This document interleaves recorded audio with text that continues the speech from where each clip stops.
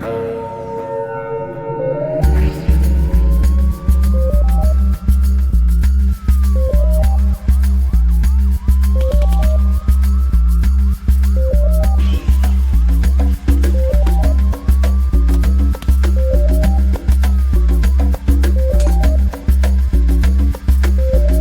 tout le monde, bienvenue à Un peu de crème dans ton café, le podcast où on jase de crème en prenant un bon café. Vous avez reconnu ma voix, je serai votre animatrice Audrey et aujourd'hui je suis avec ma meilleure, ma précieuse Catherine. Comment ça va? Bonjour, ça va bien toi? Je suis contente d'être là. Oui, ça va. On a mangé de délicieuses pâtisseries, on boit de l'excellent café, on va passer une belle journée. Oui, absolument. Alors, bien entendu, comme d'habitude, tu as un cas pour nous. Je vais vous raconter une histoire terrible avec beaucoup de violence. Wow! Mais avant, on va vous recommander un café. Alors, le café qu'on vous recommande aujourd'hui, c'est celui qu'on est en train de boire, que Catherine nous a généreusement apporté avec notre déjeuner du jour. Yes. Alors, c'est de la marque Barista, et c'est le Cremone, qui a des notes de floral et notes de chocolat noir. Je vous dirais qu'on goûte surtout le chocolat noir. Personnellement, je goûte pas vraiment le floral. Je sais pas pour toi, Catherine. Non, ben je sais pas pourquoi ils ont mis ça en fait, parce que vous savez que j'aime la torréfaction Éric Bruno. Et ça dit mi-noir.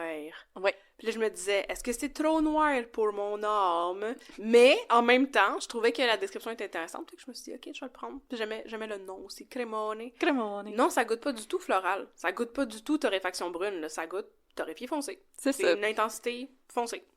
C'est foncé, mais je vous dirais pas trop. Donc, si vous Non. voulez vous habituer à des torréfactions un peu plus foncées, je vous dirais que c'est une bonne une bonne entrée en matière. Puis, c'est ça, le Cremone, c'est une intensité 3. Et nous, on l'a en grains et on l'a moulu pour ma cafetière filtre. Mais je vois qu'il le recommande surtout pour l'espresso.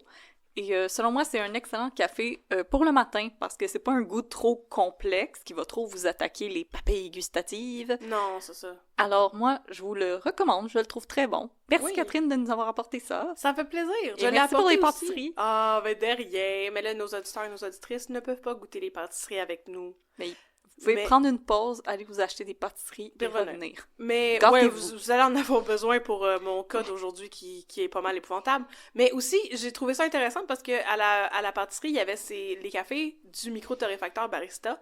Et je sais qu'ils sont aussi disponibles dans plusieurs épiceries. Oui. Puis je trouve ça le fun parce que je trouve que c'est intéressant de recommander des cafés qui sont comme plus accessibles pour les gens.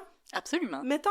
Pas des affaires de micro-torréfaction que ça va être vraiment, vraiment, vraiment difficile à obtenir. Puis, ben, Barista, c'est des bons cafés de micro qui sont plus accessibles que d'autres. Fait que, pour ça que je voulais acheter ça pour nous autres aujourd'hui. Oui, ben, tu sais, on garde en tête que nos auditeurs sont pas toutes à Montréal ou à Québec. Donc, on essaye de vous faire découvrir un peu le Québec au complet. Puis, oui. Honnêtement, il y a de délicieux cafés en épicerie. Il y a aussi le William, le Kicking Horse, Barista, puis ces 3 marques-là sont canadiennes aussi, donc vous avez pas... Il n'y a pas d'hésitation ou de malaise là-dessus, donc elbows up tout le monde. Je le sais, j'ai justement un excellent William à vous recommander dans le prochain épisode que vous allez écouter dans 2 semaines, mais qu'on va enregistrer dans quelques heures. Mais là, oui. Je suis vraiment triste. Pourquoi? Parce que je voulais nous acheter des choses pour faire des mazagrandes, mais les citrons venaient tous de la Californie. Ouais. Fait que si quelqu'un pouvait comme me dire... S'il y a un endroit qui vendrait des citrons qui viennent pas de la Californie, je sais que ça peut venir de l'Argentine aussi. Ok, mais j'allais dire une affaire terrible qui était, t'as-tu checké le jus de citron concentré, mais ça j'ai acheté du jus de citron concentré parce que ça vient de l'Italie. Oui, mais est-ce que c'est bon dans un mazagrane? J'en doute, là. Ben, on va goûter. Ok, on va essayer ça, parfait. Je vais me sacrifier. Parfait. Mais sinon, il y a quelqu'un qui nous avait écrit que elle avait préparé son mazagrane avec la limonade pétillante San Pellegrino. Oh mon Dieu! Puis elle a dit c'était divin. Donc, mais ça doit être comme un café tonique en même temps qu'un mazagrane. Oh, wow! Ça doit être proche du café limo qu'on vous avait déjà recommandé par le passé. Ça, c'était bon, ça. Oui, c'était très bon. Bon. J'ai fini mon... S'il vous plaît, aidez-moi à trouver des citrons. Non, je te laisse. The floor is yours. Le plancher est à toi. Je stall un peu pour le plancher. Je n'aime pas ce plancher. Ce plancher mon beau plancher! C'est un plancher qui... Non, le plancher dont je vais vous parler aujourd'hui est un plancher qui vire dans l'hyper-violence pour comme aucune raison logique, là. C'est pas mal épouvantable. La raison étant, les hommes vont tout faire sauf aller en thérapie. Dans ce cas-ci, la raison étant, c'est ça qui fait le plus peur. Les garçons vont tout faire. Parce que comme il y avait du monde qui avait 18, 19, 21, 24 ans dans cette histoire, c'est jeune. C'est jeune. C'est jeune pour battre des gens à ce point-là. Donc aujourd'hui, je vais vous parler du massacre de Compton, qui, moi, j'avais vu ça surnommé dans un cas à un moment donné. Les Pouliot contre les Scalabrini. Puis là, je me disais, c'est comme les Hatfield contre les McCoy. Mais non, c'est pas ça pantoute. Parce que ça joue pas à armes égales quand tu passes de voler une motocyclette à battre quelqu'un avec une boule de quilles dans un filet à pêche. Oh my god! Fait que, ouais, ça donne le ton, tu sais. C'est une histoire vraiment épouvantable de gens qui sont morts dans des circonstances vraiment terribles. Et c'est pas le genre de cas que je fais d'habitude. Puis là, je comprends pourquoi. Parce que c'est terrible. Ben donc, je vais vous parler du massacre de Compton. J'ai entendu parler de ce cas il y a plusieurs années parce que Crime de Bin, shout-out Crime de Bin, ont fait un épisode là-dessus. Par contre, c'est pas leur épisode que j'ai utilisé comme source, mais plutôt celui de Ars Moriendi. Shout-out à Simon Predge. Parce que, Crime de Bin, c'était pas mal, basically, l'épisode de Ars Moriendi qu'ils ont raconté. Fait que je suis allée voir. Et après ça, j'ai creusé plus, parce que vous savez que j'aime ça, perdre des heures de ma vie à lire des articles sur la BANQ. Et j'ai procédé de la même façon que d'habitude. Fait que si ça vous tente, ça c'est pro tip, si ça vous tente de chercher des affaires dans le passé, ça fait peur, chercher des vieux événements comme ça. Une bonne façon de faire, c'est d'écrémer en lisant un seul journal. Fait que moi, j'ai juste lu des articles de la Tribune. Donc, plein d'articles de la Tribune, Ars Moriendi, ce sont mes sources pour vous parler aujourd'hui de la fois où est-ce que les frères Pouliot ont pété un asti de coche. On va chez frère Sylvain. Les frères Sylvain. Mais je tiens à dire que... Oui. Petite parenthèse avant qu'on rentre dans le terrible. Fucking terrible, ouais. Que je travaille avec des journalistes, puis je leur ai montré comment utiliser l'outil BANQ des archives. Ah oui. Comme, il y avait aucune idée que ça existait, pis c'était comme, ouais, c'est donc bien merveilleux, on a accès à tout! J'étais genre, ouais. Mais vous êtes journaliste, pourquoi vous ne connaissez pas ça? Mais t'as même pas juste accès à des articles aussi. Ouais, t'as accès à des textes de loi, des... Ouais. Il y a des livres aussi. Moi, je sais que dans le temps que je faisais le FLQ, il y avait genre un livre que c'est juste des photos des gens du FLQ. Oui, il y a des photos d'archives aussi qui sont disponibles. Puis il y a même des mini-publications, comme des publications publiées par des... des ordres professionnels. Oui. Que vous pouvez trouver là-dessus. C'est vraiment incroyable là, si vous cherchez y a des quelque chose à faire. Oui, c'est ça. Quelque chose à faire. C'est juste nous autres. C'est juste mon passe-temps. On est commandité par la BNQ. Nous étions le 26 juin 1984 à 13h30 dans la petite ville de Compton Station. Compton est une petite ville en Estrie, proche de Coaticook. Bon. Donc, le 26 juin... Tu vas chercher ta crème en glace. Oui, mais dans cette histoire-là, personne ne va chercher de la crème en glace. Tout le monde mange des volets. Donc, le 26 juin 1984 on mange pas des cornets, on mange des volets. C'est ça. Il y a 2 employés de ferme qui circulaient sur le chemin Vaillancourt sur un tracteur pour aller remiser de l'équipement. C'était Richard Morin et Michel Gagné qui avaient 26 et 23 ans et qui sont probablement restés bien traumatisés de ce qu'ils ont vu quand ils roulaient sur le chemin Vaillancourt. Donc, ils allaient remiser de la machinerie et tout à coup, ils ont remarqué une large tache de sang sur le parapet. Alors, ils ont décidé d'aller regarder qu'est-ce qui se passait de l'autre bord du parapet. Et il y avait un fossé et dans le fossé, il y avait 4 cadavres. Les corps gisaient empilés les uns par-dessus les autres sur le versant du ravin, avec des petites branches jetées sur eux autres pour bien les dissimuler. Bien les dissimuler? Il y avait 4 cadavres. Il y en avait 3 qui étaient des hommes, qui étaient nus. Il y avait une femme qui était habillée. Et tous ces gens-là qui avaient été tués étaient défigurés. Parce qu'ils avaient été tirés d'en face avec des carabines. Ouais. La police a été appelée. Les cadavres ont été identifiés, éventuellement, quand même assez rapidement, parce que le lendemain, tout ça était dans les journaux et on reconnaissait l'identité des gens qui étaient morts. Les corps quasiment décapités à coups de fusil étaient ceux de France Michaud, 21 ans, Gaston Scalabrini, 24 ans, Renaud Paquette, 27 ans, et Jean-Pierre Truchon, 23 ans. Je m'attendais pas à aussi jeune. Oui. Il y avait des traces de sang et de cervelle qui étaient visibles sur le garde-fou, sur le chemin de terre aussi, et des douilles qui ont été retrouvées sur place par la police, ce qui a signifié au caporal Roch Gaudreau du Bureau des enquêtes criminelles de la Sûreté du Québec que ces gens-là avaient été amenés au bord du chemin Vaillancourt et tués, là. Oh. Selon l'agent Gaudet, présent sur la scène du crime, c'était la première fois qu'un aussi grand nombre de cadavres étaient retrouvés à un même endroit en Estrie. Là, il spécifiait dans la tribune « dans les 25 dernières années ». J'étais comme « oh boy, j'ai pas le goût de savoir ce qui se passait 25 ans auparavant ».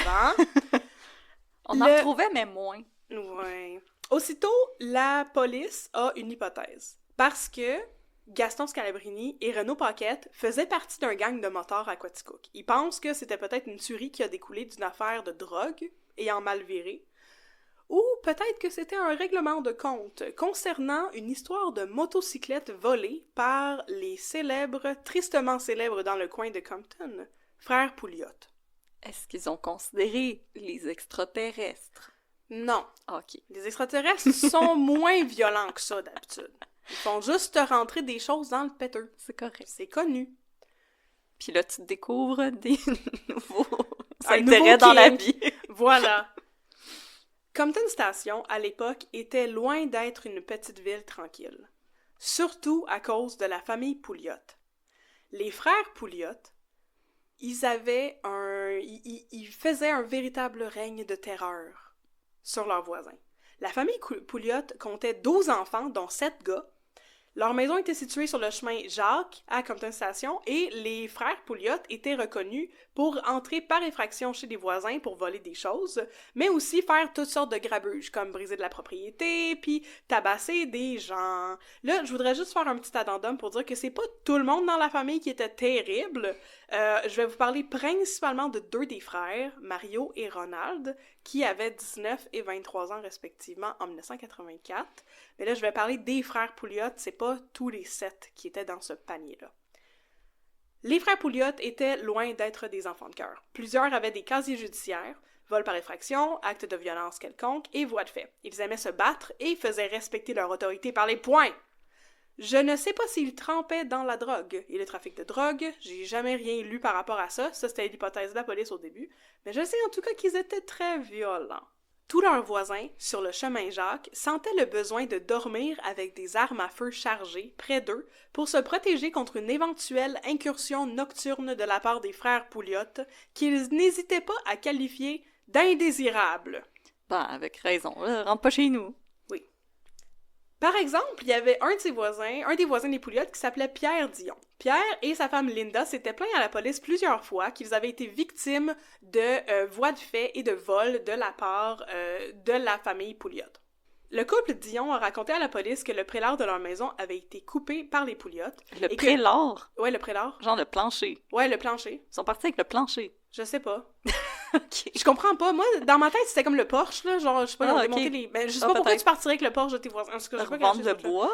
Mais peut-être. Ça a-tu une valeur de revente? Peut-être, je sais pas. Mais en tout cas, aussi, selon Linda Dion, les Pouliot avaient aussi un cheval, puis ils s'amusaient à, comme, courir vite avec le cheval, là, tu sais, de rider le cheval vite dans le chemin, là, puis frôler les gens qui se promenaient, comme par exemple Linda Pouliot, puis leur autre voisine qui se promenait avec leur bébé dans des carrosses. C'est original! Ouais, non, il était dans les années 80? Il était inquiétant. Ouais, dans les années 80. J'ai pas trop compris. Fait que là, c'est ça. Le ça fait Dion... Frontier, mais comme... non! Ouais. C'était pas si longtemps que ça! Mais genre, je sais pas, il était où leur cheval, je comprends pas. Parce qu'il y avait une maison, il y avait pas une ferme, là. J'ai pas trop catché. Bon, en tout cas, c'est pas grave. Tu sais, les détails qu'ils disent dans les journaux, des fois. Donc, le Pierre Dion et sa femme se sont plaints à la police. Et en rétribution, Pierre Dion a été fortement battu par les frères Pouliot. Oh. Il y avait 2 frères Pouliot qui ont attrapé Pierre Dion quand il est sorti de chez eux, puis un troisième qui l'a battu à coups de chaîne. Ils l'ont battu tellement fort qu'il s'est ramassé à l'hôpital. Et là, par la suite, sa femme a raconté « J'étais absente, partie avec ma mère quand ils sont venus battre mon mari chez nous. Quand je suis revenue, mon mari était aux soins intensifs à l'hôpital. Et la petite madame, qui n'avait peur de rien, s'est ensuite rendue chez les Pouliot pour leur dire sa façon de penser. Et elle disait que, ben, en retour, elle a récolté des menaces envers elle-même et ses enfants. » Man, Linda a peur de rien. Mais par la suite, Linda avait peur. Puis là, par la suite, Linda a déclaré qu'elle n'osait plus laisser sortir ses enfants de crainte qu'il leur arrive quelque chose. Et puis l'affaire, c'est que Pierre n'était pas le premier membre de la famille Dion à être victime du courroux des Pouliot, parce que son frère Michel a aussi été battu par les frères Pouliot. Il avait été blessé lorsque les frères Pouliot l'avaient frappé à coups de chaîne. Hey, les frères Pouliot, ça existe des loisirs. Ouais, non, T'en pas non. de jouer au soccer ou au baseball, vous avez l'air d'aimer ça, soigner des affaires. Non, c'est ça. Puis, en tout cas, fait qu'ils l'ont attaqué aussi. La femme de Michel Dion, qui s'appelait peut-être Diane, parce que, tu sais, les journaux dans le Diane temps, c'était Dion. comme Madame Michel Dion, Ouais. Madame Pierre Dion. J'ai dû creuser un peu pour trouver le nom de leur femme à ces gars-là. Je trouvais que c'était un petit peu triste. Mais donc, elle s'appelait peut-être Diane Dion. Fait que Diane Dion aurait aussi été frappée et traînée dans la gravelle, selon un autre voisin. Ouais, cet autre voisin avait une copine et avait dit à sa copine qu'il serait mieux d'éviter de marcher en face de la maison des Pouliot et surtout de pas se mêler de leurs affaires parce que c'était vraiment des gars dangereux. Selon la blonde du voisin, qui avait pas de nom elle non plus.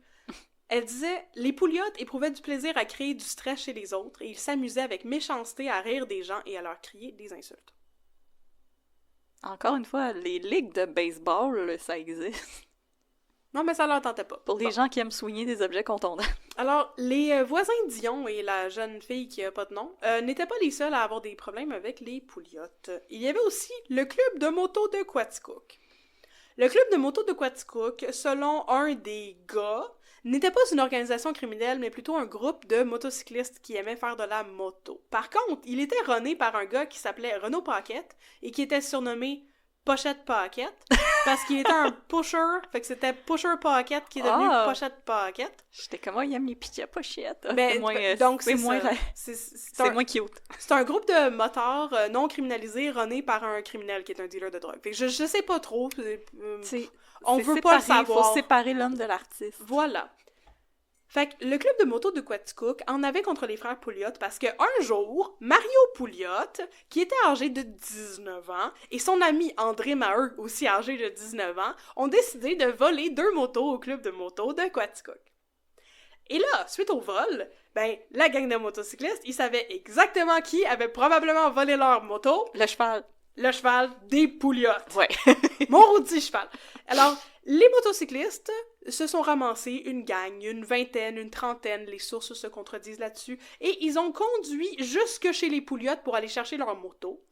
Ils étaient 2 camionnettes bondées de jeunes et une trentaine de motocyclistes qui les accompagnaient. Ils étaient armés de chaînes et de bâtons. Et là, quand ils sont arrivés là-bas, Mario et André Maheu, ils étaient pas là. Par contre, il y avait plusieurs membres de la famille Pouliot qui étaient dans la maison, comme la mère et plusieurs des sœurs Pouliot, qui ont décidé de se barricader là. Puis là, la mère était comme « S'il vous plaît, allez-vous-en, vous pouvez faire ce que vous voulez à ma maison, genre voler mon prélat, mais ne touchez pas à mes enfants! » Non, pour vrai! Ouais. Puis là, les motards... Prenez vos motos! Non, mais là, les motards leur ont fait des menaces. Puis ils étaient comme, votre hostie de garçon, il a volé nos motos avec son ami.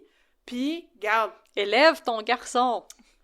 Mais c'est comme... T'as-tu vu la série Adolescence, madame? La madame, je trouve qu'elle fait pitié un peu. Puis on va revenir plus tard à ça. Mais, donc... Ils ont fait le tour de la maison. Et selon une source... selon les articles de la Tribune, ils auraient retrouvé leur moto volée, qui était cachée sous une toile, mais Ars Moriendi disait le contraire. Fait que je sais pas, il y a beaucoup de choses contradictoires dans cette histoire. Mais donc les motards auraient fini par retrouver leur moto et partir avec, et là, ils ont décidé de faire un plan pour se venger. Fait que le lendemain, ils sont allés péter la boîte postale des Pouliot, la boîte à lettres, et ensuite, ils sont allés saccager 3 chalets qui appartenaient au père Pouliot. Laissez-moi vous présenter le père Pouliot. Jean-Luc Pouliot, 50 ans, était un alcoolique qui était très peu fonctionnel et qui était beaucoup porté sur la violence et vraiment... exciter ces gars pour qu'ils fassent sur du monde. Ah, c'est le pire soap ever! Yay! Alors, les motocyclistes sont allés péter les 3 chalets appartenant à Jean-Luc Pouliot, qui étaient situés à quelques kilomètres de leur maison, et c'est la goutte qui a fait déborder le vase pour le clan Pouliot. OK. La mère Pouliot a dit plus tard que les Pouliot étaient victimes d'intimidation de la part des motocyclistes. Puis ça entre en ligne de compte dans ce que je vais vous raconter dans quelques minutes. Elle disait « Nous recevions continuellement, le jour, la nuit, des menaces de mort au téléphone. Une voix disait « Vous allez tous mourir, tous sauter, vous êtes tous des écœurants. Tous mes enfants avaient peur, et moi aussi. Nous ne vivions plus. La dernière semaine où c'est arrivé, je n'en dormais plus, j'avais appelé la police de Compton, mais elle ne s'en était pas occupée. » La mère a raconté ça. C'est-tu parce que la police était quand même « Arrangez-vous avec vos troubles. » Je le sais pas. Je sais pas non plus si ça aurait fait une différence ou si ça aurait eu un impact quelconque sur ce qui s'est passé la nuit du 25 juin 1984. Je sais pas trop. Puis là, finalement, sur la mère, dans le podcast de Ars Moriendi, ils ont décidé de taire le nom de la mère parce qu'elle a beaucoup essayé par la suite de refaire sa vie puis de se détacher de la réputation très négative de ses enfants. Par contre, elle est décédée il y a quelques années. Est-ce que tu veux que je te dise son nom ou non? Parce que sinon, je vais continuer à l'appeler Mère Pouliot. Bah, je pense qu'on va lui laisser son anonymat. Parce que même si elle est décédée, je veux dire, on parle encore de cette affaire-là. Je pense qu'on va lui laisser. Oui. Puis c'est vraiment le père qui est terrible là-dedans. La mère, les sœurs et plusieurs des frères n'ont rien à voir avec ce qui s'est passé. Non, ben on va... Ceux qui ont pas fait de criminalité, je pense qu'on va leur laisser vivre leur vie puis aussi se reposer. Parfait. Dans la tombe. Oui. Bon, outre-tombe. Ben, je pense qu'elle a assez... Shout-out, Madame Pouliot. Je suis comme, t'as rien raconté encore, puis on dirait que je sens que ça va être absolument terrible, fait que je pense qu'elle a mérité son repos. Ok, c'est ça. Là, je vais embarquer dans la partie vraiment terrible. Je fais pas souvent tant des trigger warnings parce que, genre, vous le savez, qu'est-ce qui se passe dans mon podcast, puis, tu sais, je le fais comme quand je parle de trucs comme d'agression sexuelle. Mais là, je vous ai averti 20 fois là, que ça allait être bien violent. Fait que là, ça va être bien violent maintenant. Skippez 10 minutes si vous voulez pas entendre les détails terribles de ce qui est arrivé. Donc, le 25 juin 1984, on est la journée après le saccage des chalets, ou 2 jours après le saccage des chalets de Jean-Luc Pouliot par les motocyclistes. C'est aussi le lendemain de la Saint-Jean, la Saint-Jean-Baptiste et la fête nationale du Québec. Et là, c'était le temps. C'était le temps pour les Pouliot de faire le party. Alors, Jean-Luc Pouliot, 50 ans, qui était d'ordinaire un gros buveur, avait passé une bonne partie de la journée chez des amis à s'enivrer. Il est ensuite rentré à la maison. Il était déjà bien saoul, et là, il a trouvé ses fils, Ronald et Mario, et leur ami André Maheu, qui étaient aussi bien saoul parce qu'ils avaient commencé le party de la Saint-Jean en buvant un 41 de gin. Vers 22h... Ils avaient commencé la Saint-Jean le 21 juin. Non. C'était toute cette journée-là qu'ils ont bu 40 onces de gin. Et vers 22h, ils n'avaient plus de gin. Alors, ils ont commandé 4 caisses de 12 de Laurentide à un magasin du coin. Donc, 4 caisses de 12 bières. Et si les Pouliot faisaient le party dans leur maison et commandaient de la bière au magasin du coin, c'est parce qu'ils n'osaient plus sortir de chez eux de peur de représailles du club de moto de Quaticook. Le père Pouliot, qui avait le vin méchant, a donc commencé à rager contre Mario et son ami André Maheu. Les blâmant pour le saccage des chalets et le fait que la famille, surtout la mère et les sœurs, recevaient des menaces du clan de Paquette et Scalabrini.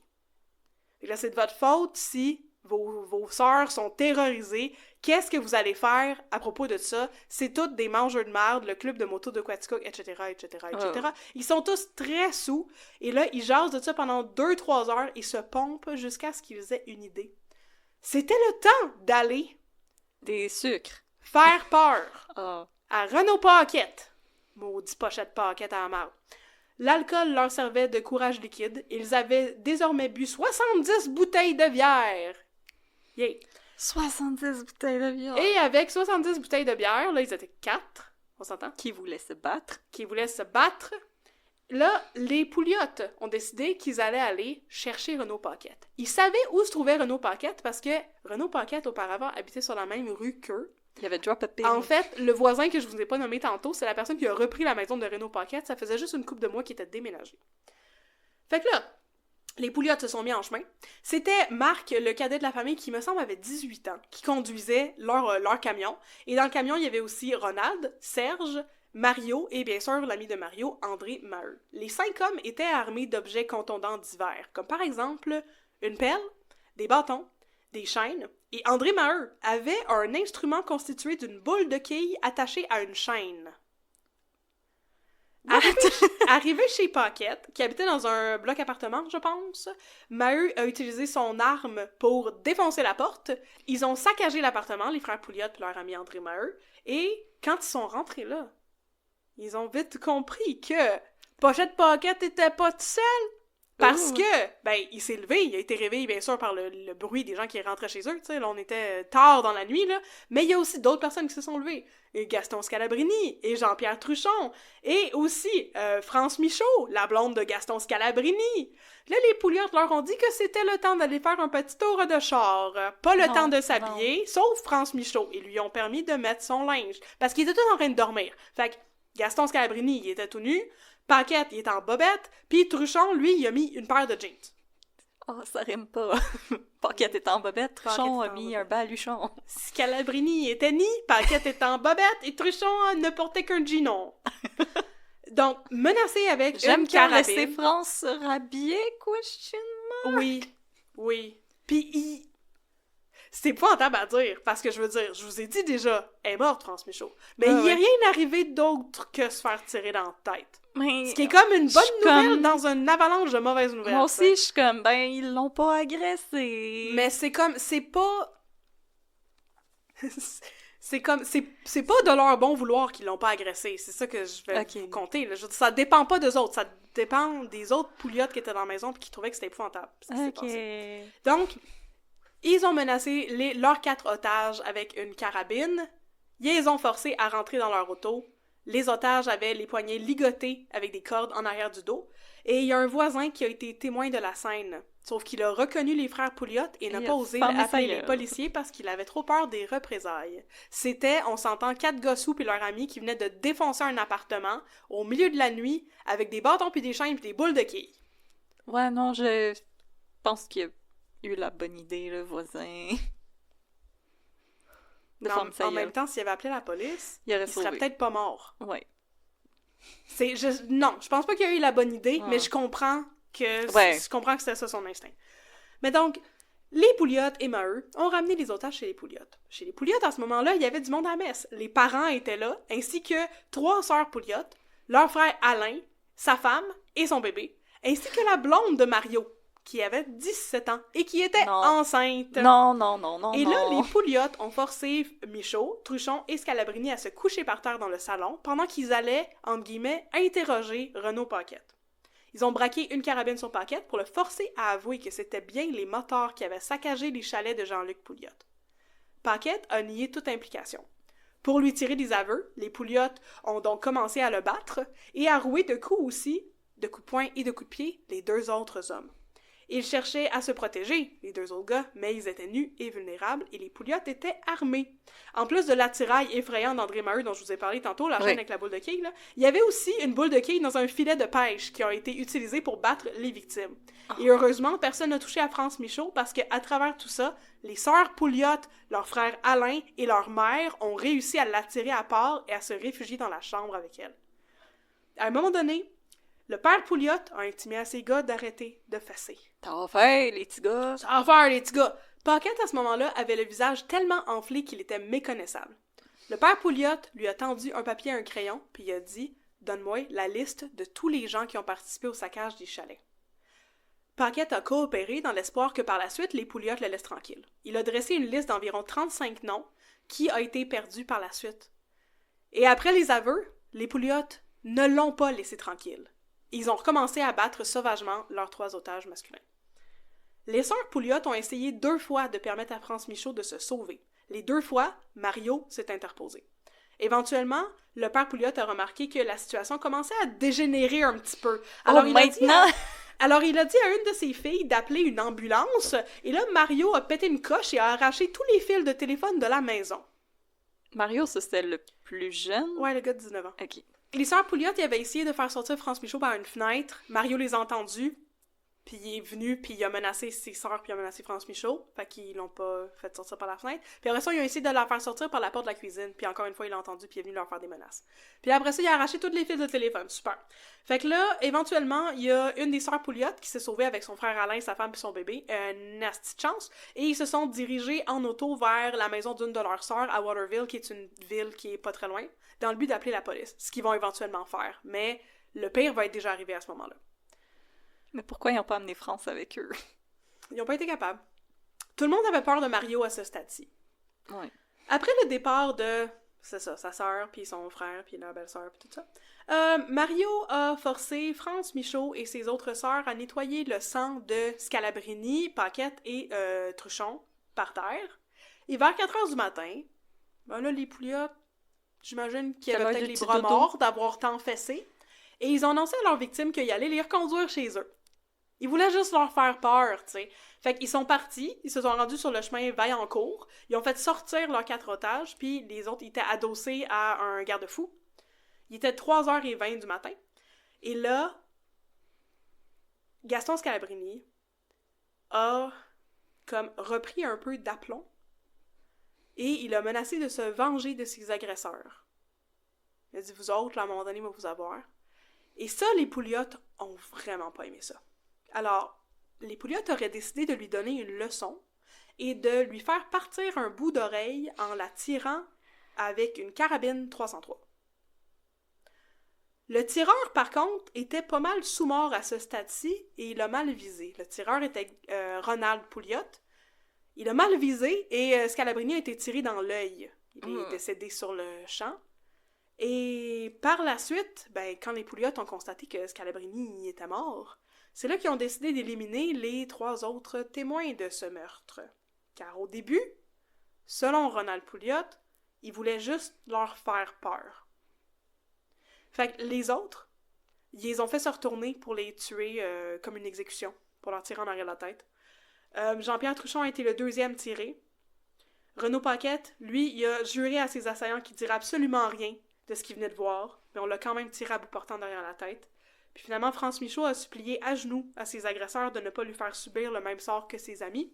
Elle a juré qu'elle ne dirait rien de ce qu'elle avait vu ce soir-là. Mais finalement, comprenant qu'il n'y avait plus rien à faire, elle se serait mis les mains sur les oreilles quelques secondes avant de recevoir un projectile en arrière de la tête. Une fois les 4 morts, les Pouliot les ont roulés dans le fossé, ils ont mis des branches sur eux autres et sont retournés chez eux. Ah, j'ai des frissons. C'est fucking épouvantable. C'est épouvantable. Ils ont dû avoir tellement peur. France Michaud a dû avoir tellement peur, ça faisait des heures qu'elle entendait son chum puis 2 de ses amis se faire battre, là. Puis les corps, ils étaient... À cause du fait qu'ils s'étaient fait battre, en plus de s'être fait tirer à bout portant avec une carabine dans la tête, là, ils étaient méconnaissables. C'était épouvantable, là. Puis il y avait beaucoup de détails. Si ça vous intéresse les détails gore, allez écouter l'épisode de Ars Moriendi, c'est vraiment bon. Il y avait beaucoup de détails qu'il y avait dans les articles de la Tribune aussi qui se retrouvaient là-dedans par rapport aux blessures qu'ils ont subies, là. Ben, je suis capable de les faire dans ma tête. Là. Ouais, c'est comme... C'est d'une sauvagerie et d'une barbarie que je ne comprends pas. Mais moi, je comprends pas comment tu fais une chaîne avec une boule de quilles au bout, mais ça, c'est comme un détail par rapport, là. Je sais pas. Mais... Je suis comme... Sérieux, c'est que je comme c'est pas des membres... Parce que moi, en plus, tu sais, moi, je recherche jamais rien avant que tu me racontes des choses, parce que j'aime ça vraiment comme l'apprendre au feu en même temps que le public, tu sais, mais je pensais que c'était des membres du crime organisé. Comme, je pensais que c'était vraiment comme un règlement de compte pour un vol de drogue ou quelque chose, comme quelqu'un qui aurait essayé de prendre de la drogue puis de pas payer sa cote ou quelque chose de même, mais là, que c'est comme, non, c'est juste comme du monde qui s'emmerdait pis qui était sous, je suis comme...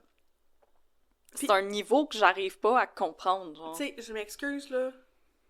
Tout ça, c'est la faute des Pouliot. C'est les Pouliot qui ont volé des motos. Mais c'est ça, pis comme, hey, comment ça, à cause de toi, je peux plus aller au magasin, C'est les conséquences de tes actions, mon grand. Tu voles pas des motos à un club de moto, voyons donc! Puis l'affaire, là, c'est que j'ai aucune idée, là, si Gaston Scalabrini, Renaud Paquette, puis Jean-Luc Truchon, là...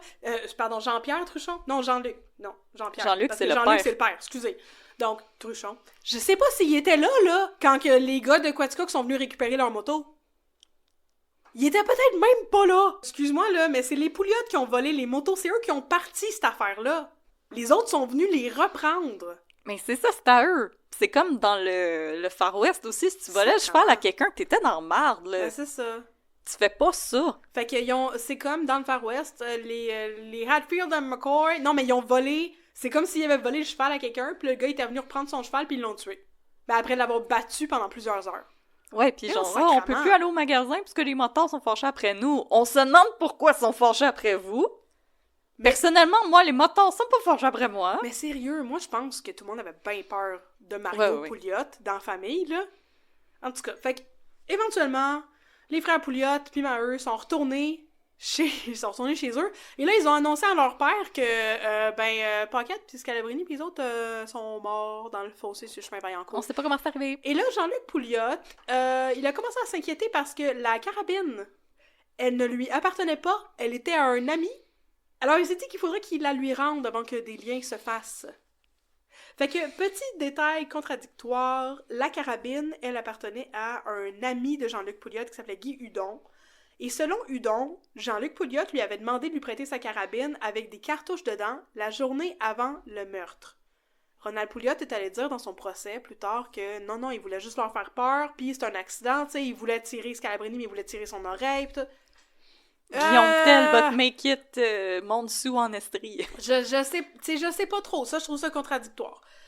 Donc, en tout cas, à peu près 2 heures après le meurtre des 4 personnes, Pouliot a appelé son ami, Jean-Luc Pouliot a appelé son ami, puis il lui a dit « Ah, tu peux-tu venir chercher ta carabine? » Il est à peu près 5h30 du matin. Son ami est arrivé, il a découvert le père Pouliot complètement ivre. Il trouvait que la situation était weird, mais il a pas posé de questions, et de retour chez lui, il a constaté l'absence de 4 cartouches dans la carabine. Il a aussi constaté que son arme portait des traces de suie, qu'il nettoierait par la suite, parce qu'il était pas au courant de ce qui venait de se passer. Fait que pour les empreintes et la forensique et tout ça, on peut oublier ça, parce que ce monsieur-là ne savait pas ce qui s'était passé. Il a nettoyé sa carabine qui lui appartenait. Ah oui, je veux dire. Bon. Il était intrigué par le fait qu'il manquait des cartouches, puis qu'il y avait de la suie dessus, puis tout ça, là. Puis là, il a appelé Jean-Luc Pouliot, puis il a dit « Qu'est-ce qui est arrivé avec la carabine? » Et l'autre lui a répondu « Nous avons chassé des siffleurs. » Voilà. Alors, nous sommes maintenant de retour à la scène de crime. Les cadavres ont été découverts. Des siffleux, c'est par des la police. marmottes pour notre public français. Excuse-moi. Mais c'est ça. C'est comme tantôt quand je lisais mon affaire, puis c'était comme 4 caisses de 12 de Laurentides. Oui, c'est 4 caisses de 12 bouteilles de bière, parce que dans ce temps-là, c'était moins les canettes, c'était plus les bouteilles. C'est ça. Je voulais juste spécifier, c'est pas... Mais là, je suis juste comme marmotte, ça existe-tu en France? Je pense pas. Un chien de prairie! Ouais, c'est pas tout à fait la même chose. En tout cas, c'est un petit animal poilu qui creuse des trous dans la terre. C'est un rongeur. Ouais, c'est un rongeur. Donc, de retour à la scène de crime, les cadavres ont été découverts, on s'en rappelle, par les 2 pauvres gars qui allaient remiser des tracteurs. Tabarnouche! Je voulais juste faire notre job! L'autopsie a permis de confirmer que les 4 victimes avaient été abattues à bout portant.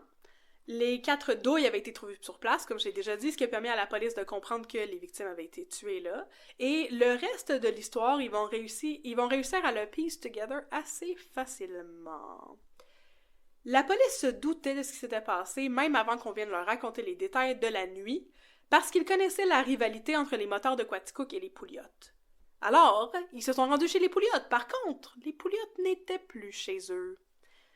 À 5h du matin, le jour du meurtre et de la découverte des cadavres, la SQ avait reçu un appel d'une femme, sans doute une des filles Pouliot, chez qui les autres étaient allés se réfugier, et leur avait dit qu'il y avait eu de la bataille dans la maison des Pouliot et qu'ils devraient aller check it out. Fait que la police était allée à 5h le matin, et à ce moment-là, selon les articles de journaux, la maison était vide et ils n'avaient trouvé aucun indice de bagarre. Selon Ars Moriendi, Jean-Luc Pouliot leur aurait ouvert la porte et puis claqué la porte au nez en disant « Non, il y a personne qui se bat ici ».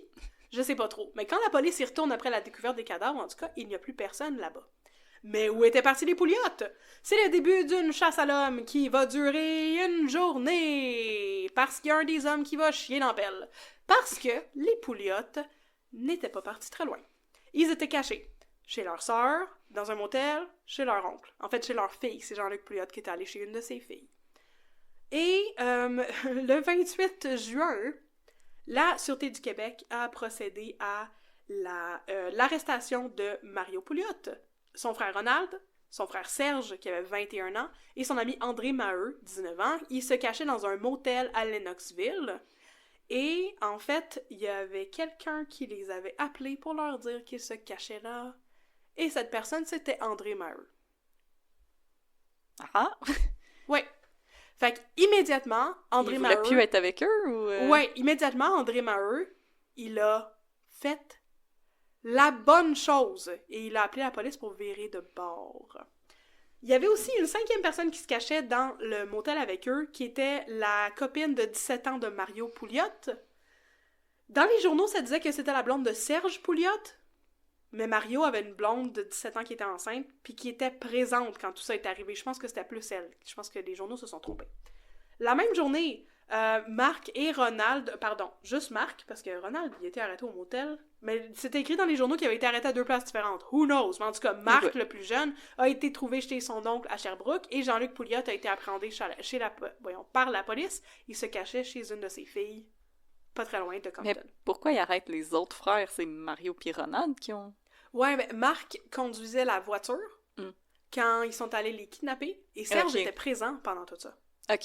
Ouais. Fait qu'il y était 4 frères Pouliot et André Maheu qui les ont aussi, c'est ça. Je comprends. Enlèvement et séquestration. Ouais. Voie de fait. Non-aide à une personne en danger. Il y a complicité après le fait. Ouais. Il s'agissait de la plus grave tuerie survenue dans les cantons de l'Est depuis plus d'un quart de siècle, comme je vous avais dit, mais j'ai pas checké c'est quoi qui s'était passé un quart de siècle auparavant. Il y a 128 chefs d'accusation qui sont portés contre les frères Pouliot, Ronald, Serge, Mario, Marc, et leur père, et aussi leur ami André Maheu. Parmi celles-ci, il y avait 20 chefs d'accusation d'enlèvement, de séquestration et de tentative de meurtre, ainsi que d'utilisation d'une arme à feu et de complicité après le fait. André Maheu, Mario et Ronald étaient en plus accusés de meurtre au premier degré. Détail inhabituel. Les prévenus devaient comparaître à 14 heures à la cour, mais il a fallu 2 heures au personnel clérical du greffier pour rédiger toutes les plaintes. Fait qu'il y a eu des délais, parce qu'il avait fait tellement d'affaires que ça a été long pour qu'ils puissent les admettre en cour. Habituellement, il y a une enquête préliminaire. Dans le cas d'une mort suspecte, blablabla. Pourtant, dans ce cas-ci, le ministère public a décidé de porter des plaintes sans attendre l'enquête du coroner et l'enquête préliminaire, parce que le but de ces enquêtes-là, c'est de connaître les circonstances du décès. Ils avaient déjà tous les détails de l'histoire, parce que, la blonde de Mario Pouliot et André Maheu ont décidé de tout raconter à la police. De déballer le sac. En fait, comme je vous l'ai déjà dit, c'est Maheu qui avait appelé la police pour leur dire où ils pouvaient les trouver, lui, Mario, puis Serge. Pour se crédibiliser, André Maheu a aussi livré à la police un détail qui n'était pas dans les journaux. Pour prouver qu'il était bien présent, là. Il dit qu'après la tuerie, Ronald aurait trouvé dans la maison le dentier de Gaston Scalabrini. Il y avait un dentier? Il y avait un dentier. À son âge? À 24 ans, ouais. C'était comme avant que le monde aille chez le dentiste, là. Ouais, c'est ça. Fait qu'il avait trouvé son dentier qui avait été cassé à cause de tous les coups qu'il avait reçus, et il l'aurait enterré dans la cour des Pouliot comme un trophée à conserver. Il l'a mis dans un sac en plastique, puis il l'a enterré en dessous d'une motte de tourbe. Fait que la police est allée dans la cour des Pouliot, puis ils ont checké à 10 pas de telle place, 12 pas de telle place, et là, effectivement, comme André Maheu leur avait dit, il y avait le dentier de Gaston Scalabrini. Oh my God. Fait que ça y a permis de confirmer que, ok, effectivement, c'est ça qui s'est passé, c'est les Pouliot, André Maheu était là pour vrai, on a besoin de savoir ce qu'il veut nous raconter. Les Pouliot sont donc comparus en cour. Ils ont comparé en cour pour être formellement accusés. Leur réaction était très différente quand on a lu leur chef d'accusation. Et dans les journaux, ils résumaient aussi qu'est-ce qu'ils portaient. Fait que je vais tout vous lire ça. Serge Pouliot, le premier du groupe à être inculpé, était vêtu d'une chemise à carreaux. Il écoutait attentivement le greffier et ne regardait pas dans la salle. Marc portait aussi une chemise à carreaux et clignait des yeux. Il communiquait en code morse. Peut-être qu'il communiquait en code morse, mais je sais pas trop. Ronald, lui, portait un chandail du groupe de rock AC/DC. Oh là là! Il ne pouvait cacher une respiration rapide et fixait le greffier Mario, il avait un collier au cou et des tatouages sur les bras et regardait... Un collier de coquillage. Oh, puka shell. Puka shell. Et aussi des bracelets de peur noisetier. Non, mais il regardait C'était dans le le hippie de la vide. gang. André Maheu, lui, il avait un chandail sale et il avait le regard fixé sur la table des avocats, cause he's a snitch who be snitching. Who gonna get the stitches? Dans l'assistance, quand André Maheu a été inculpé, il y avait une jeune femme enceinte qui ne pouvait s'empêcher de pleurer. C'était sa femme. Oups. Et enfin, Jean-Luc Pouliot a souri légèrement en arrivant dans la cage des accusés. C'est mes gars! Mes gars! Il a ensuite serré les lèvres et Le fruit de mes entrailles. il n'a pu contenir sa surprise en apprenant qu'il était inculpé d'enlèvement. Moi? Bonhomme, qu'est-ce que tu penses que c'est? T'as dit à tes gars d'aller chercher Renaud Paquette. Je voulais juste y montrer mon nouveau prélat. Excusez. Man, come on, que j'écris dans mon script. OK, fun fact, pas le fun. T'es prête? C'est le fun jusqu'à date, hein? Hey! J'ai jamais eu de fun de même de ma vie. Renaud Paquette, une des victimes du massacre, il devait connaître sa sentence la veille de la comparution des Pouliottes parce qu'il avait été trouvé coupable de trafic de drogue. Ah! Et il était accusé de possession dans le but de trafic de 43 comprimés de PCP, 103 grammes de PCP et 22 grammes de hashish. Ah, et ça disait dans les journaux, ça prenait la peine de spécifier que le juge Laurent Dubé a annulé la cause hier, la victime étant morte. Ah! Nous prenez-vous pour des caves, nous, les lecteurs de la tribune? Of course, on va pas le condamner à rien, il est mort! Écoute. Il est mort en bobette sur le bord d'un garde-fou, là! Rip! Sacrement. Donc, les Pouliot et Maheu sont tous détenus en attendant leur procès. Ils essayent d'être le plus en plus... Ben, la police a essayé de les séparer le plus possible pour pas qu'ils se parlent, mais surtout pour protéger Maheu. Parce que, c'est ça, les Pouliot ne savaient pas que Maheu allait témoigner contre eux.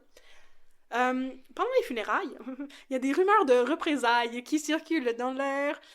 Pour cette raison, la maison des Pouliot, sur le chemin Jacques, est mise sous surveillance policière. Le frère de Gaston Scalabrini, qui s'appelait aussi Mario, comme Mario Pouliot, mais lui c'est Mario Scalabrini, il a déclaré en entrevue à la tribune qu'il n'était pas question de se venger et que de toute façon, son groupe de motocyclistes était juste un groupe de aficionados de la moto et non pas une organisation criminelle. Ah oui, il y a une différence entre les deux. Il y a une grosse différence entre les deux, effectivement.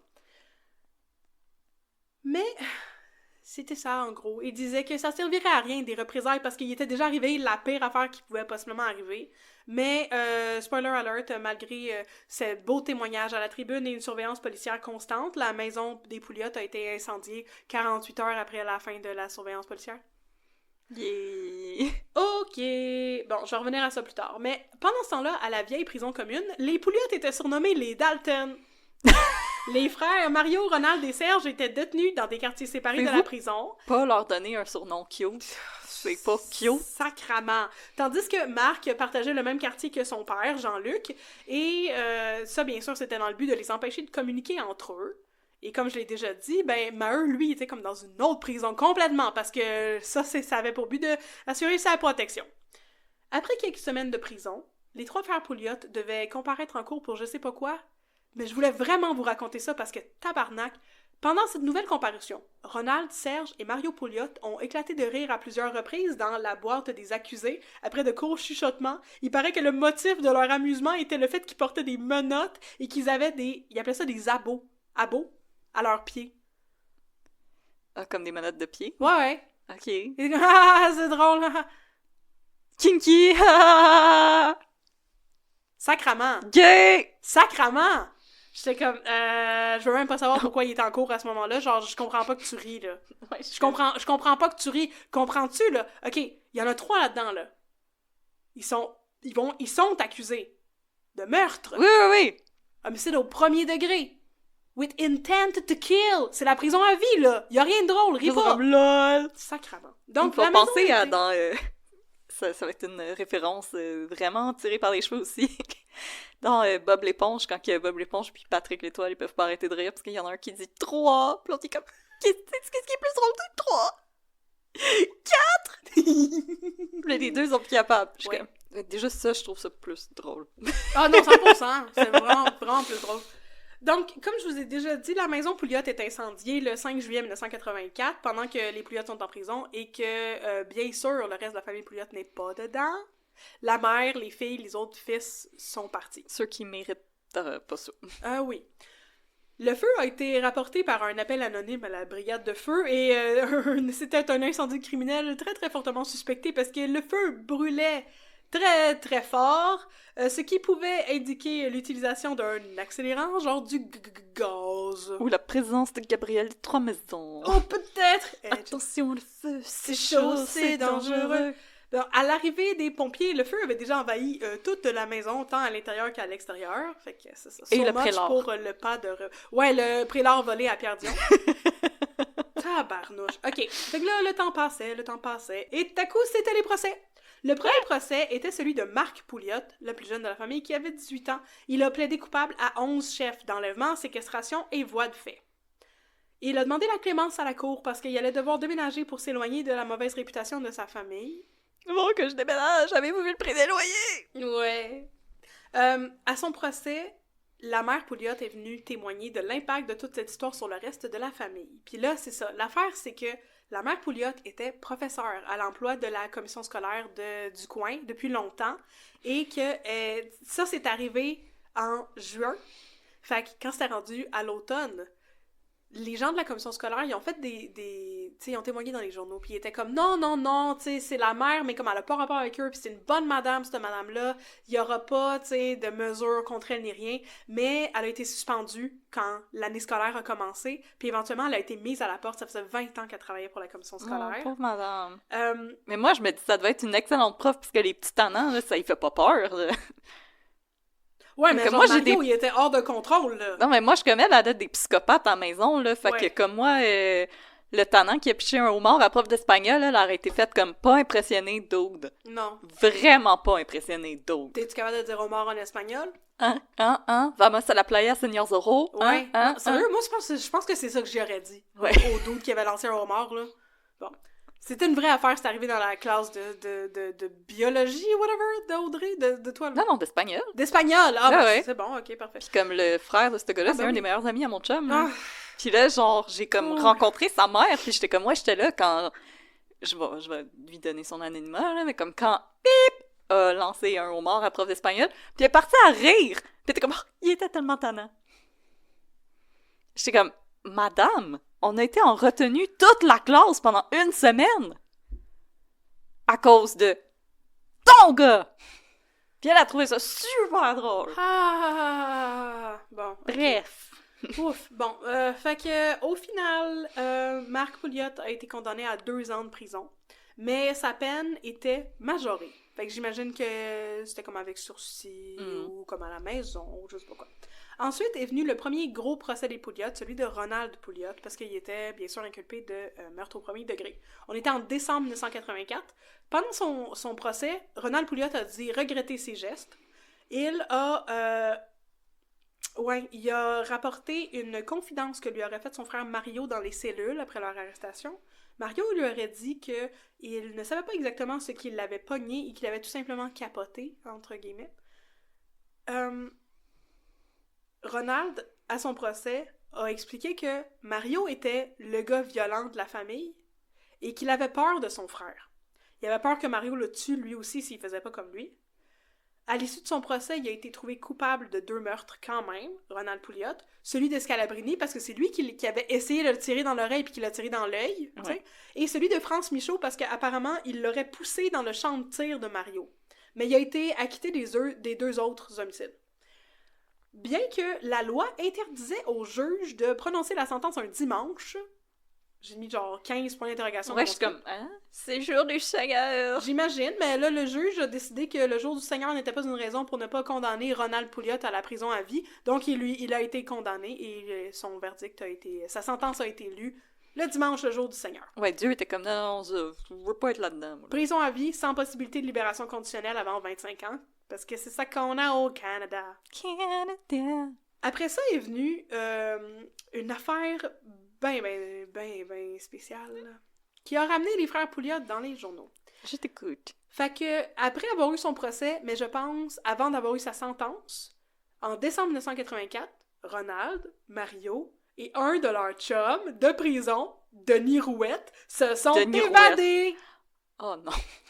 Donc, ils ont coupé les barreaux de leur cellule située au 3e étage de la prison. Avec une lime qui a été glissée dans un pain? Avec une scie à métal. J'ai pas catché ce bout-là. Et ils se sont suspendus. Ils étaient suspendus le long de 42 draps qu'ils avaient récupérés de la part de d'autres détenus qui avaient tous noué ensemble. Puis grâce à ça, ils ont pu descendre jusque sur le toit du garage qui était comme au 2e étage de la prison de Parthenay. Parthenay! Parthenay! Assez proche d'ici, Parthenay! Tabarnak! On est dans Lucky Luke! On est dans Lucky Luke. C'est les Dalton. Et donc, ils se sont échappés de la prison à 1h30 dans la nuit du dimanche au lundi. Et le soir du lundi, les frères Pouliot se sont rendus à la police parce qu'ils ont décidé finalement que ça leur tentait pas d'être on the run tout le temps. Puis ils se sont rendus à la police en se rendant dans la station radiophonique CKAC à Montréal. Puis là, ils ont comme accosté un journaliste puis ils étaient comme « Yo, on est les frères Pouliot! » Puis le gars était comme « Ha! Fait que les policiers sont venus... mon prélard! Les policiers sont venus les recueillir, mais c'est ça. Ronald était comme, je le savais que j'allais être condamné à la prison à vie, fait que c'est pour ça que j'ai fait ça. Ouais, mais là, finalement, la vie de fugitif n'était pas pour eux, puis au bout de 18 heures, ils se sont rendus à la police. Fait que, on va retourner en dedans, la bouffe est gratuite. Par la suite, au début 1985, il y a eu le procès d'André Maheu, qui était un peu controversé parce que snitches get stitches and wind up in ditches, comme Scalabrini, qui était pas un snitch! Comme dit le proverbe. André Maheu, il a raconté tout ce qu'il savait. Il a plaidé coupable à 2 chefs. 3, pardon. J'ai écrit 2 chefs, puis il y en a 3 que j'ai écrit en parenthèse. Je sais pas compter. Voie de fait, enlèvement, complicité. Mais il a nié, il a plaidé non coupable aux accusations de meurtre. En parallèle, il devait aussi répondre à des chefs d'accusation concernant le vol des motos, parce que c'était lui et Mario qui avait fait ça. Oups. Les motocyclettes qu'il avait volées apparemment appartenaient à messieurs Marcel Desgagnés et Jean-Nil Allaire. Puis là, je voulais juste dire ça parce que moi, j'ai un oncle qui s'appelle Jean-Nil, puis Audrey m'avait dit que c'était pas un vrai nom, puis elle trouvait ça bien drôle. Puis il y a un autre gars qui s'appelle Jean-Nil Allaire. Jean-Nil Allaire. C'est tout un nom. OK. Dans les journaux, on mentionnait aussi, étrangement, que Maheu était soupçonné d'un cambriolage qui avait eu lieu le 26 juin, fait que le lendemain le lendemain, mais la journée avant qu'il se fasse arrêter par la police. En tout cas, il se garde occupé, ce monde-là. Il aurait volé des bijoux et de l'argent chez un monsieur Homer Robert. J'ai rien compris de cette affaire-là. Homer Robert. Je dis ça de même. Puis la portion controversée du procès, c'est que justement, puisqu'il collaborait avec la police, André Maheu, il en appelait à la clémence de la cour, puis il a raconté pas mal tout ce qui se passait. Et il a dit, je les ai vus faire, j'ai rien dit, j'avais peur pour ma vie, il aurait pu me descendre aussi. Oui, I guess. Et au final, il a été trouvé coupable de voie de fait, d'enlèvement, complicité, puis acquitté sur les chefs de meurtre. Et il a été condamné à seulement 8 ans de prison. Ça, c'est le bout qui a été bien controversé. Ben, je veux dire, t'étais là, dude. Il était là, mais il les a pas tués. Ouais. Selon ses dires. C'est ça. Ensuite, c'était le procès du père, Jean-Luc. Jean-Luc a déclaré sous serment qu'il n'avait eu aucune conscience des événements violents qui avaient précédé la tuerie. J'étais même pas là, j'étais sous! Oui, il parlait d'un blackout complet. Ben honnêtement, la quantité d'alcool que tu m'as lu, ça m'a donné mal au cœur. Oui, mais c'est ça. Il a parlé d'un blackout complet, ce à quoi le procureur Thomas Walsh, qui était sassy as fuck, a répondu « Et ça vous a fait mal, ce blackout? » Puis là, dans les journaux, il était comme mi-figue, mi-raisin. Le procureur a répondu, j'étais comme mi-figue, mi-raisin. Ok, non, sassy as fuck. Le père Pouliot était loin d'essayer de collaborer avec la police. En fait, il essayait de faire pitié. Et pendant son procès, il aurait dit « Je ne sais pas si je vais devoir payer toute ma vie pour les erreurs de mes enfants. Ça me retombe toujours sur le dos, comme je peux voir. Je suis juste un pauvre alcoolique. » En disant cela, il faisait référence au fait qu'il était présent quand ses fils ont battu Pierre Dion, le gars dont il avait volé le prélat. Fait qu'en plus d'essayer de faire pitié, sa défense principale était de pitcher André Maheu sous l'autobus et de dire que c'était son idée. C'est lui qui avait tout fait ça. C'est son prélat. C'était son prélat, son enlèvement, ses meurtres et ses voies de fait graves. Et ça n'a pas marché et au final, il a été trouvé coupable de complicité, séquestration, voie de fait simple et condamné à 7 ans de prison. Next up, Mario Pouliot, come on Mario, down! Mario! C'était le deuxième gros procès, parce que Ronald et Mario étaient, on s'en souvient, les principaux instigateurs de la violence et aussi les gars qui ont tiré tout le monde en arrière de la tête. On s'en rappelle. Le procès s'est déroulé en octobre 85. Fait quasiment un an après le procès à Ronald, là, c'était comme... En tout cas, My God. André Maheu a témoigné, comme à tous les autres procès des membres de la famille Pouliot. C'est pour ça qu'il était en protection, c'est parce qu'il allait raconter en cours à toutes les fois tout ce qui s'était passé. Et il a raconté que c'est Mario qui avait tiré sur Truchon, Paquette et France Michaud, et Ronald, lui, avait tué Scalabrini par accident en tirant en face. Mais, étrangement, il a été trouvé coupable du meurtre de France Michaud quand même, parce qu'il l'aurait poussé dans le champ de tir de Mario, mais c'est Mario qui l'a tué. Ouais, je comprends pas. C'est comme... Non, moi non plus, je comprends pas. J'ai pas compris ce bout-là. Mais... I don't know. Ah, d'accord. Ah, d'accord. Mario Pouliot n'était pas aussi collaboratif que André Maheu, ni aussi repentant que son frère Ronald. Et pendant la tenue de son procès, il aurait menacé un témoin en lui téléphonant de la prison où il était détenu. Il aurait dit à cette madame-là, le témoin s'appelait Thérèse Girard, qu'elle devait tout mettre sur le dos du jeune Maheu, et que ben sinon il allait y arriver une petite bad luck. Alors, la témoin a été contactée par le juge, a été appelée à témoigner, devant le juge, et elle lui a dit que c'est ça, et il lui avait dit, Mario Pouliot, au téléphone, que s'il oubliait de donner la version au jury, comme quoi c'était André Maheu qui avait fait tout ça, Mario Pouliot, il avait des amis à Aquatica qui allaient s'occuper d'elle. Alors... Mais comment qu'il peut l'appeler? C'est pas surveiller ces appels-là? J'imagine, je sais pas trop. Fait que au final, ça s'est pas super bien passé pour Mario. Finalement, il a été trouvé coupable d'homicide au premier degré et condamné à 4 peines à vie, avec 25 ans avant possibilité de libération conditionnelle. C'était 4 peines qui étaient non cumulatives, qui étaient concurrentielles. OK. C'est ça. OK, dernier procès, on achève. A-tu ça au Canada comme cumulatif? Je sais pas. Les avocats qui nous écoutent, expliquez-nous. Ben, il y a des affaires que les avocats ont besoin de m'expliquer là-dedans, mais c'est ça. Écoute, on en a plein qui nous écoutent, on va avoir des explications. Yeah. J'ai confiance. Alors, dernier procès, on achève. Là, si vous aviez votre petite carte de bingo des frères Pouliot, il reste Serge. Si vous avez une carte de Pouliot des frères... une carte de bingo des frères Pouliot, ça va dessus? Qu'est-ce qui se passe? Fait que, on est rendu en 87, ça fait où est-ce presque que vous avez eu 3 ça? ans. Je sais pas, ils l'ont fait eux-mêmes au début de ce cas. Avec Canva! Oh! Ça devait être beau! OK, il y avait rien dans les journaux à propos du procès de Serge Pouliot, fait que ça devait être assez straightforward. Il a été trouvé coupable d'enlèvement, séquestration, voie de fait, acquitté pour homicide et condamné à 6 ans de prison et 3 ans de détention préventive. Puis là, les journaux disaient 10 ans au total. 6 plus 3, ça fait 9 dans ma tête, fait que j'ai pas compris ce qui se passe. Yes, il y a du monde plus poche que moi en maths. Yeah! OK. Conclusion. La mère Pouliot a perdu sa job. Elle est capable d'échapper à la mauvaise réputation de sa famille. Elle, ses filles et ses autres fils sont partis, refaire leur vie en Beauce. Comme si la Beauce avait besoin de tout ça.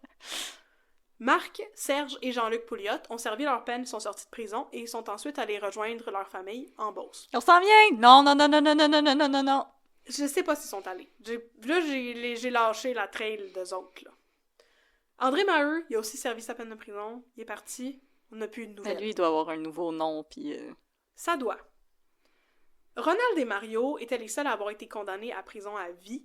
Leur vie en prison a été très différente. Le parcours de Ronald n'a pas été linéaire. Au début de sa peine, il s'adonnait à l'alcool et à la drogue. Et au fil du temps, les programmes psychosociaux et les programmes sur la toxicomanie en prison l'ont, à ses dires, transformé. Il dit être redevenu le médiateur et le pacificateur qu'il était naturellement. Il a réussi à devenir sobre, il a terminé ses études secondaires, il s'est marié en 1999 avec une femme qu'il avait rencontrée pendant qu'elle accompagnait une amie qui visitait son mari en prison. C'est la romance, Audrey. Ta face a l'air horrifiée, mais c'est la romance. Écoute. En mai 2000, Ronald Pouliot est passé devant la Commission des libérations conditionnelles pour demander à ce que soit réduite le délai avant sa possibilité de libération, que ça passe de 25 à 20 ans. Il était désormais âgé de 40 ans. Le détenu empruntait spontanément le vocabulaire des thérapeutes et des agents correctionnels, selon les journaux. Il disait qu'il avait appris à gérer ses émotions, à ventiler ses frustrations, à travailler sur sa colère et à penser à lui. Sa demande est acceptée par la Commission des libérations conditionnelles et 2 ans plus tard, Ronald Pouliot a obtenu sa libération. Devant la Commission des libérations conditionnelles, il a proposé de faire des études collégiales, de travailler aux soins des vieillards La cour l'a intimé de ne plus avoir de contact avec le reste de sa famille. Et il a respecté ça. OK. Il est sorti de prison et éventuellement il est allé travailler dans une shop de je me rappelle pas trop quoi. Mais je sais pas s'il est retourné faire des études. De prélat. J'espère. Ce que je sais par exemple, c'est qu'il a divorcé la femme qu'il avait mariée en prison parce qu'il disait qu'elle était trop contrôlante.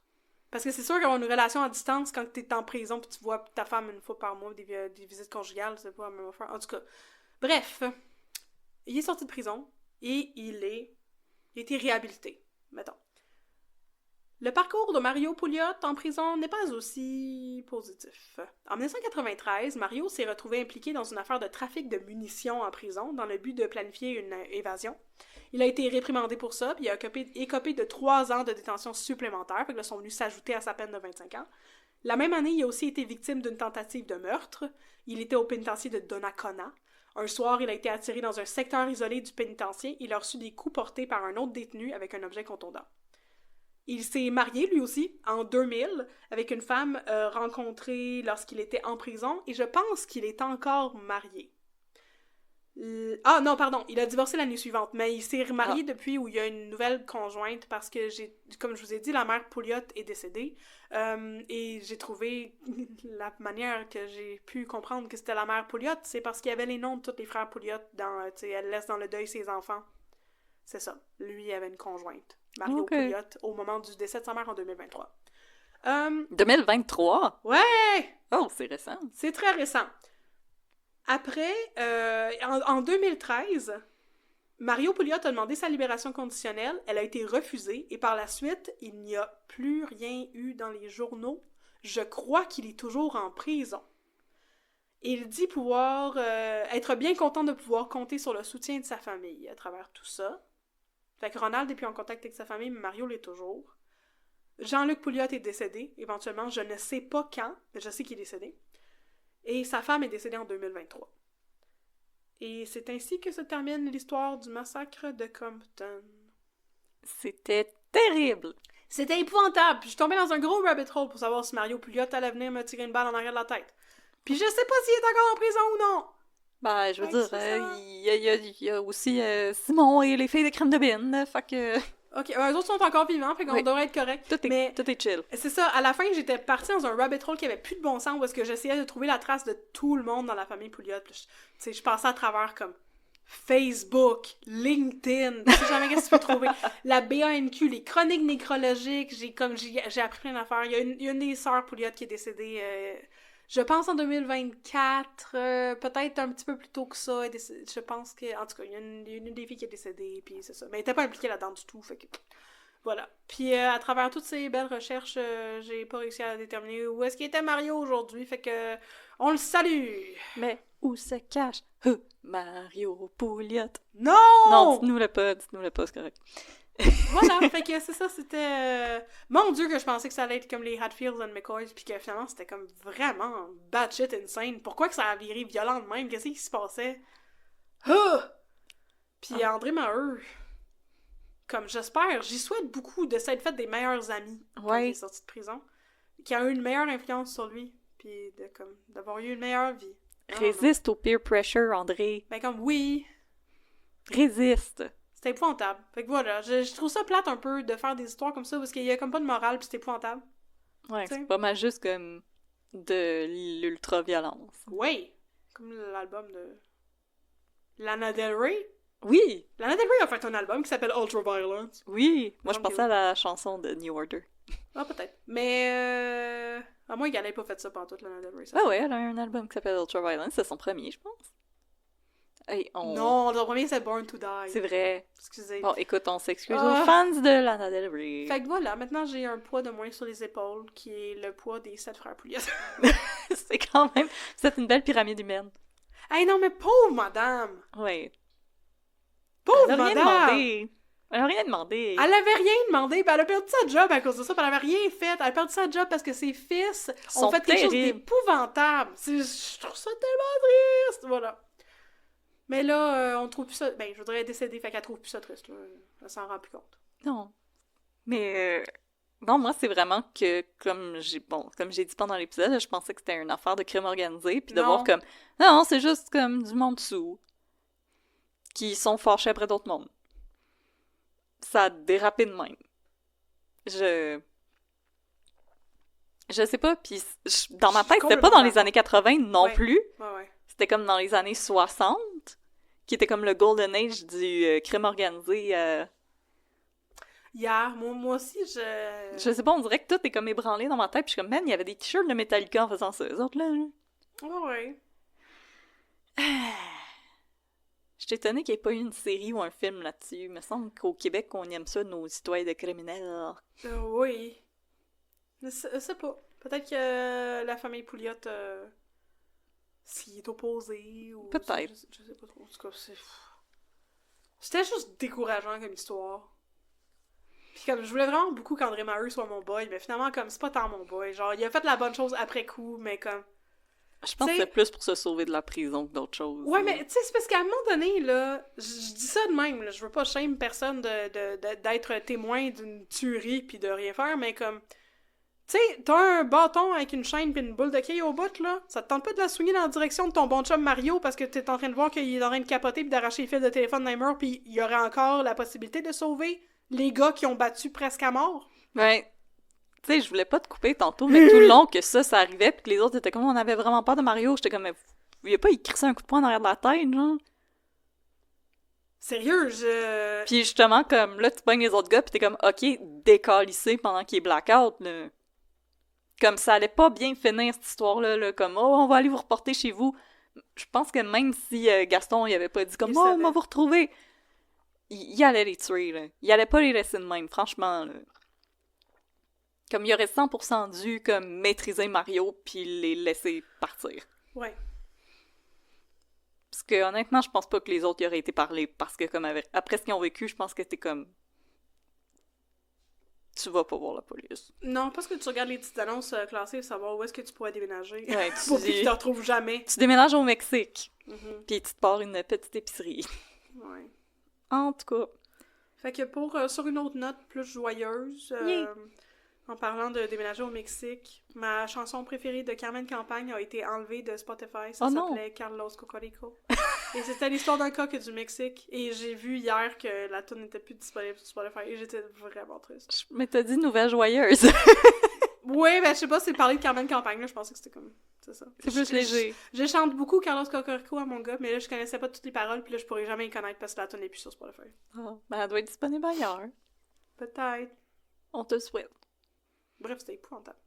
Alors, merci tout le monde d'avoir été des nôtres pour cet autre cas de Un peu de crime dans ton café, un relativement old-timey encore mené de main de maître par Catherine.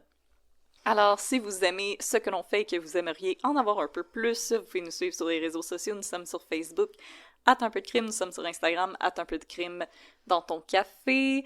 Si vous aimeriez nous soutenir monétairement, vous pouvez le faire sur Etsy. Nous avons une shop Etsy où vous pouvez vous gâter avec de la belle marchandise. L'été s'en vient, achetez-vous des beaux t-shirts avec des beaux coloris et d'encore plus beaux designs.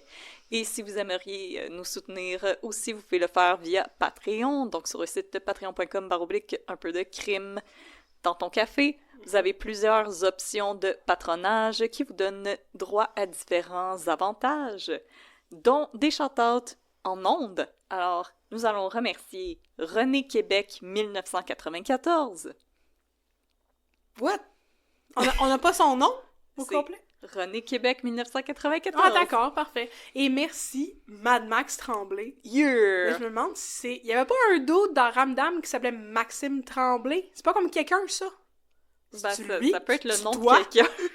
C'est-tu toi? Ça peut tout simplement être le nom de quelqu'un. Mad Max Tremblay, t'étais-tu dans Ramdam? T'étais-tu dans Mad Max? T'es-tu le gars dans Ramdam qui maintenant est un musicien, me semble? En tout cas, je le suis sur Instagram. Bon, bref, c'est fini. Alors, j'ai plus de cerveau, là. Si vous en avez assez, on vous souhaite une bonne journée. Si vous avez envie d'entendre parler d'un très mauvais film, restez des nôtres!